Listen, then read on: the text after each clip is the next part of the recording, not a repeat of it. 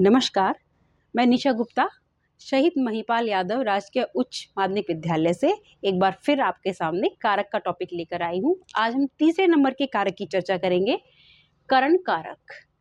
करण कारक, करण कारक जैसा कि आप जानते हैं साधकतम करणम। साधकतम करणम इसका अर्थ होता है कि जो क्रिया की सिद्धि में सबसे ज्यादा सहायक होता है उसे हम करण कारक कहते हैं। सामान्य शब्दों में समझे कि हम कोई काम करने जा रहे हैं और तो जिसकी मदद से हम वो काम करते हैं, कोई ना कोई किसी न किसी की मदद तो लेते हैं, तो जिसकी मदद से हम उस काम को करते हैं उसे हम करण कारक कहते हैं। तो इसका जो विभक्ति चिन्ह है वो होता है से। किसकी सहायता से या के द्वारा, किसके द्वारा। और विभक्ति होती है इसमें तृतीया। करण में हमेशा तृतीया विभक्ति ही लगती है। अब आप उदाहरण से समझ जाएंगे, सब कुछ स्पष्ट हो जाएगा। राम कलम से लिखता है। यहाँ पर राम लिख तो रहा है लेकिन किसकी सहायता से लिख रहा है? कलम की सहायता से लिख रहा है। तो यहाँ पर करण कारक क्या होगा? करण कारक क्या राम होगा या कलम होगी या लिखती होगा? तो आप जानते हैं लिखना तो क्रिया हुई और लिखने वाला कर्ता कारक होता है, पिछली वीडियो में आपको बताया था। तो अब राम किसकी सहायता से लिख रहा है?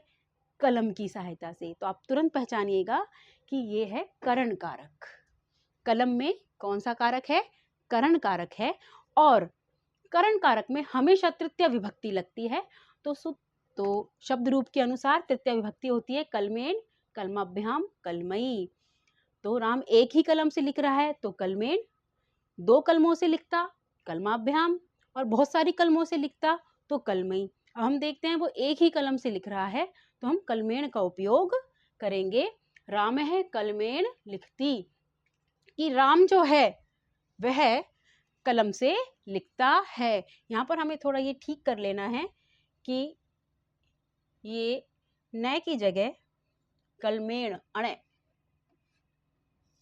राम है कलमेण लिखती, कि राम कलम से लिखता है। सबसे सरल कारक आपका करण कारक ही है कि जिसकी हेल्प से, जिसकी मदद से, जिस माध्यम से आपका काम हो रहा है उस माध्यम में करण कारक लगता है। और करण में हमेशा तृतीय विभक्ति का प्रयोग होता है। अगर पेपर में ये प्रश्न आता है कि राम है कलमेण लिखती, इसमें आप करण कारक बताइए, तो आप लिखेंगे कलमेण।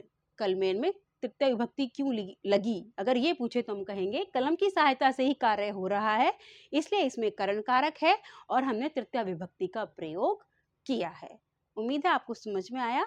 नेक्स्ट वीडियो के साथ मैं दोबारा आऊंगी, तब तक के लिए धन्यवाद।